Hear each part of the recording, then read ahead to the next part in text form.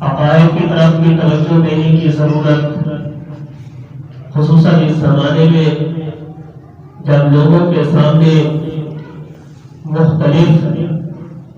نظریات کے سامنے آنے کی وجہ سے ان کے خیالات بدلتے رہتے ہیں۔ بچپن کے اندر جن عقائد کو پڑھایا جاتا تھا اس کو دوبارہ تازہ نہیں کیا جاتا، حالانکہ یہ بڑی بنیادی اور اہم چیز ہے کہ کن باتوں سے آدمی ایمان سے نکل جاتا ہے جس کے نتیجے میں آدمی کفر کے اندر داخل ہو جاتا ہے۔ تو ایسی باتوں کو جاننا فرض عین ہے، نہایت ہی اہم ہے، تاکہ انسان کو معلوم ہو کہ کن باتوں کی وجہ سے انسان ایمان سے خارج ہوتا ہے یا کن باتوں کی وجہ سے انسان کفر کے اندر داخل ہوتا ہے۔ اور دوسرا شعبہ عبادات کا ہے کہ بندے کا تعلق اللہ تعالی کے ساتھ کیسے قائم ہو، اس کے بھی مختلف طریقے بیان کیے گئے کہ اسلام کے اندر اس عبادات کے شعبے کو بڑی اہمیت حاصل ہے کہ اسی کے ذریعے بندے کا تعلق اللہ رب العالمین کے ساتھ مضبوط ہوتا ہے۔ جب بندے کا تعلق مضبوط ہوتا ہے تو اللہ تبارک و تعالی کی محبت وہ انسان کے دل کے اندر جم جاتی ہے، پھر اللہ تبارک و تعالی کے احکام پر عمل کرنا اور اللہ کے لیے بڑی سے بڑی قربانی دینا، بڑی سے بڑی مشقت کو برداشت کرنا وہ انسان کے لیے آسان ہو جاتا ہے۔ پھر عبادات کے اندر بھی کئی چیزیں ہیں، نماز، روزہ، ان دونوں عبادتوں کا تعلق وہ انسان کے جسم کے ساتھ ہے۔ پھر زکوٰۃ ہے کہ مال کے ذریعے عبادت کروا کے بندے کا تعلق اللہ رب العالمین کے ساتھ مضبوط کیا جاتا ہے۔ پھر حج ہے کہ اس کے اندر جسمانی مشقت بھی ہے، یعنی اس عبادت کا تعلق جسم کے ساتھ بھی ہے اور مال کے ساتھ بھی ہے کہ اس کے اندر انسان کا مال بھی خرچ ہوتا ہے اور پھر کچھ جسمانی افعال ہوتے ہیں جو اس کو ادا کرنے ہوتے ہیں اس حج کے اندر۔ ابتدائی اسلام کے اندر کوئی تفصیل شروع میں نہیں تھی، اس لیے حضرات صحابہ اکرام اور نبی کریم صلی اللہ علیہ وسلم پوری رات عبادت کیا کرتے تھے۔ اب اس عبادت کے نتیجے میں ان کے اندر اللہ رب العالمین کی محبت جم گئی، جس کے نتیجے میں ان کے لیے بڑی سے بڑی قربانی دینا اسلام کے لیے وہ آسان ہو گیا۔ اور عبادات کے شعبے میں اہم نماز ہے کہ وہ ایک بنیادی حیثیت رکھتی ہے، اور نماز میں شریعت مطہرہ نے انسان کا اللہ رب العالمین سے تعلق پیدا کرنے کا ایک سلسلہ قائم کیا ہے کہ انسان کتنے درجات ہیں، کتنے طریقے ہیں کہ اس کے ذریعے اللہ رب العالمین کے ساتھ اس کا تعلق مضبوط ہو جائے۔ کچھ نمازیں تو فرض ہیں جن کو انسان نے ہر حال کے اندر ادا کرنا ہوتا ہے، خواہ وہ غریب ہے یا امیر ہے، مقیم ہے یا مسافر ہے، بیمار ہے یا تندرست ہے، ہر حال میں ان نمازوں کو ادا کرنا ہوتا ہے جن کو فرائض کہتے ہیں۔ اور کچھ نمازیں فرائض کے علاوہ نفل ہیں، اور نفل میں کچھ وہ ہیں کہ جن کے اوقات مقرر کیے جیسے اشراق ہے، چاش، اوابین، تہجد کی نماز ہے، اور کچھ نوافل ایسے ہیں کہ ان کے کوئی اوقات مقرر نہیں کہ انسان جس وقت چاہے اللہ رب العالمین کے سامنے کھڑا ہو جائے۔ پھر اس عبادت کو انجام دینے کے لیے یہ تعلیم دی گئی کہ اس کی ادائیگی کے کچھ اوقات ایسے ہیں کہ جن اوقات میں نماز ادا کرنے سے منع کیا گیا، جن کو مکروہات اوقات کہا جاتا ہے، کہ اس میں بندے کو یہ تعلیم دی گئی کہ اللہ رب العالمین کی طرف سے اس وقت میں عبادت کرنا اس کے لیے صحیح نہیں۔ پھر اس کے بعد چونکہ قرآن مجید کے اندر نماز کے ذکر، نماز کی ایک تاکید کی گئی، اللہ رب العالمین نے نماز کا حکم دیا، اور قرآن کے اندر نماز کا اجمالی حکم دیا گیا کہ نماز قائم کرو، اور حضور نبی کریم صلی اللہ علیہ وسلم نے اپنے ارشادات اور اپنے عملی نمونے سے امت کو نماز کا ایک طریقہ عطا فرمایا، اور اس نماز کے اوپر کئی ادوار گزرے، کئی زمانے گزرے، جیسا کہ حضرت معاذ بن جبل رضی اللہ تعالیٰ عنہ فرماتے ہیں کہ اس نماز کے اوپر کئی دور گزرے کہ کچھ چیزیں پہلے کی وہ ختم کی گئی، پھر نماز کی شکل باقی رہی جو امت کو دی گئی۔ پھر فقہائے کرام نے نماز کے قرآن حدیث کے اندر جو احکام ہیں ان کے اندر غور کیا، ان کو ایک ترتیب دی، ان کی تمام چیزوں کو یکجا کیا جو نماز کے متعلق تھی، اور ایک ترتیب قائم کی، ایک قانونی شکل دی، اور جس کو فقہ کی کتابوں میں انہوں نے لکھا۔ پھر اس کے اندر انہوں نے کئی درجات، کئی حیثیتیں کہ فلاں کام کرنا ہے وہ حکم ہے، فلاں کام کرنا ہے وہ شرط ہے، گویا کہ ان دونوں کو ضروری قرار دیا گیا کہ کچھ چیزیں وہ ہوتی ہیں جن کو انسان نماز سے پہلے ادا کرتا ہے، جیسے کہ جگہ کا پاک ہونا، جسم کا ظاہری باطنی نجاستوں سے پاک ہونا، قبلہ رخ ہونا، نماز کے وقت کا ہونا وغیرہ۔ اور کچھ چیزیں وہ ہوتی ہیں جن کو انسان نماز کے دوران، نماز کے اندر انجام دیتا ہے، جیسا کہ قرات کرنا، رکوع کرنا، سجدہ کرنا وغیرہ۔ اور پھر ان کے اندر بھی کچھ چیزیں آگے پھر واجب کی حیثیت رکھتی ہیں کہ کون سی چیز واجب ہے، کون سی چیز فرض ہے، کون سی مستحب ہے، کون سی سنت ہے، کس کو کس مقام پر ادا کرنا ہے۔ پھر اس میں کچھ باتیں وہ ہوتی ہیں جس کو انسان کرے تو اس کی نماز بالکل ختم ہو جاتی ہے، جن کو مفسدات نماز کہا جاتا ہے۔ تو یہ فقہائے کرام نے ایک ترتیب قائم کی، کیونکہ قرآن مجید کے اندر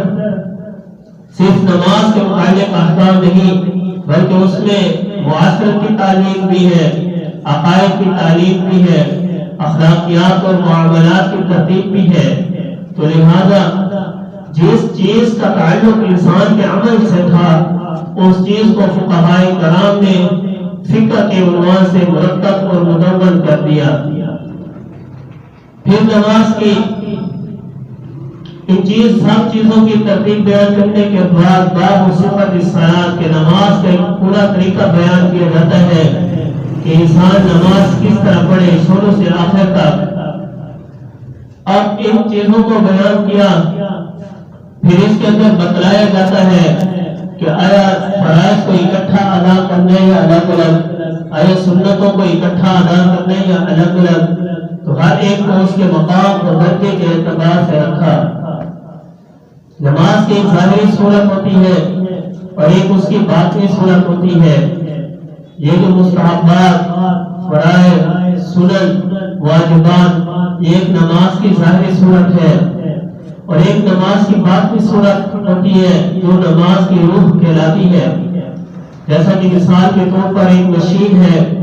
کہ اس کی ظاہری صورت ہے پورتے ہیں حصے ہیں، یہ اس کی ظاہری صورت ہے۔ پھر جو بجلی آئے گی، پھر یہ مشین کام کرے گی، تو یہ اب وہ اس کی روح کہلاتی ہے۔ تو اس طرح نماز کی ایک ظاہری صورت اور ایک نماز کی باطنی صورت ہے۔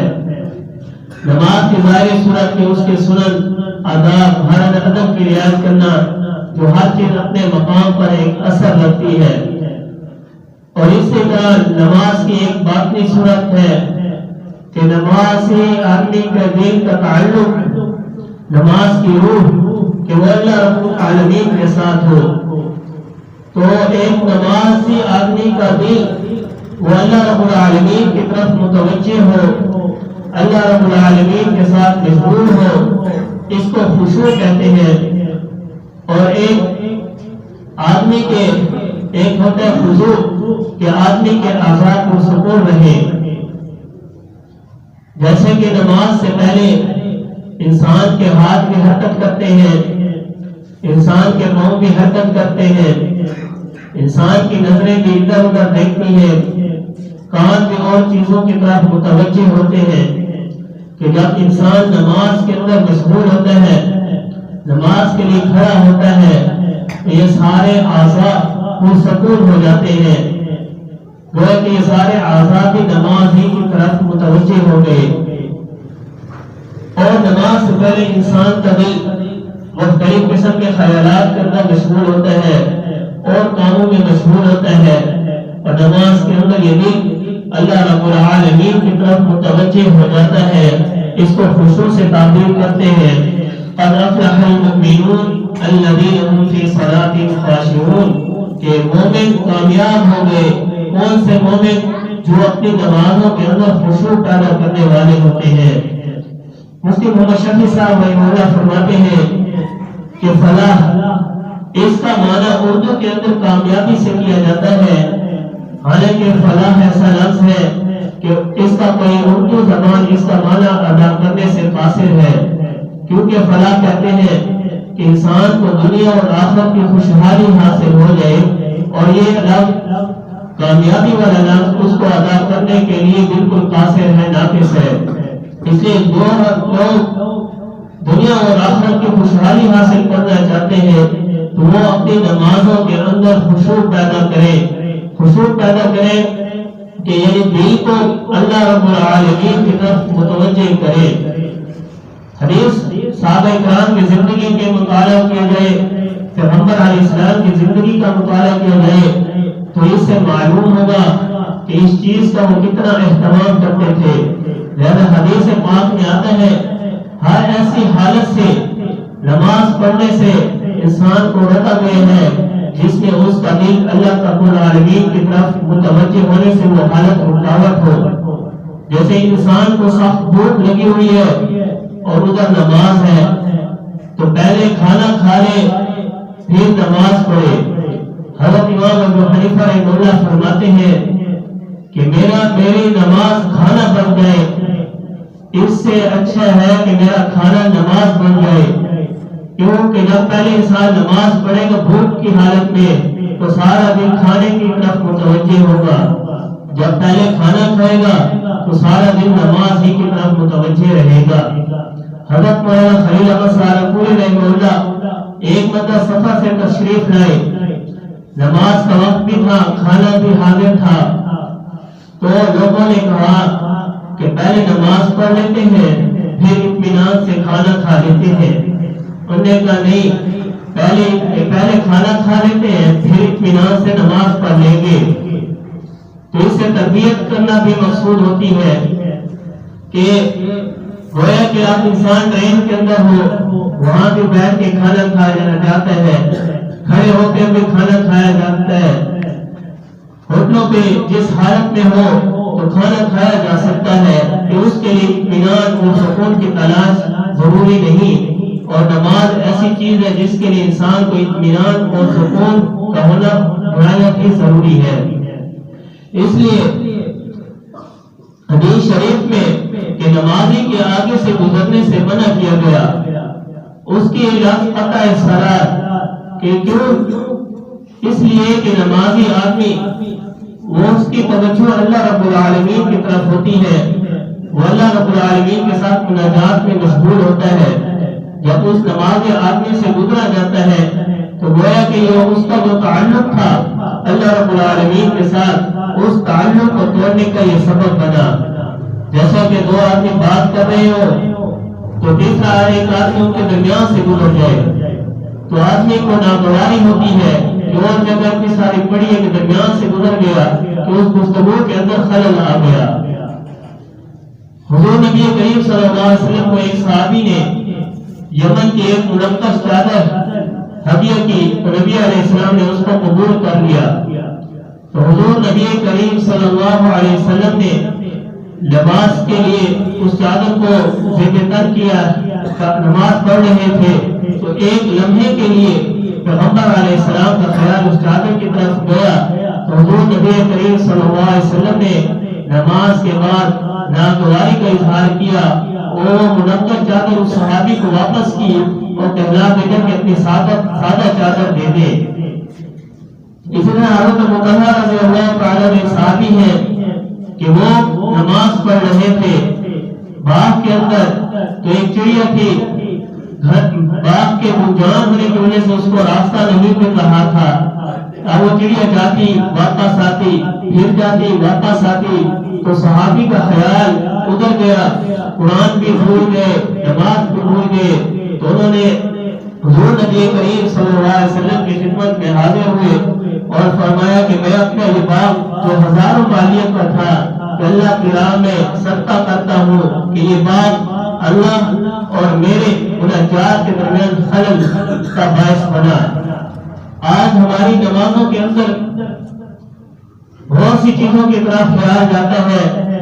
تھوڑی چیز، چھوٹی معمولی چیز کی طرف خیال جاتا ہے، کبھی کسی نے اس کو صدقے کی طرف کسی کی توجہ ہی نہیں جاتی۔ انسان ایک انسان ہے، اس کو بالکل بھوک ہی نہیں لگتی کہ بھوک مر گئی ہے تو ایک دوست کو کہتا ہے کہ مجھے بھوک نہیں لگتی تو وہ کہتے ہیں شکر ادا کرو کہ پوری دنیا پیٹ کی خاطر مارے پھر رہی ہے اور آپ کو تو بھوک ہی نہیں لگتی۔ وہ کہے گا چاند دن ایسے گزریں گے پھر کیسے زندہ رہوں گا، تو لہٰذا وہ کس کے پاس جاتا ہے؟ ڈاکٹروں کے پاس علاج کے لیے جاتا ہے۔ اور دوسرا آدمی وہ ہے جس کو بھوک تو لگتی ہے لیکن اس بھوک کے اندر لذت اور مزہ محسوس نہیں ہوتا،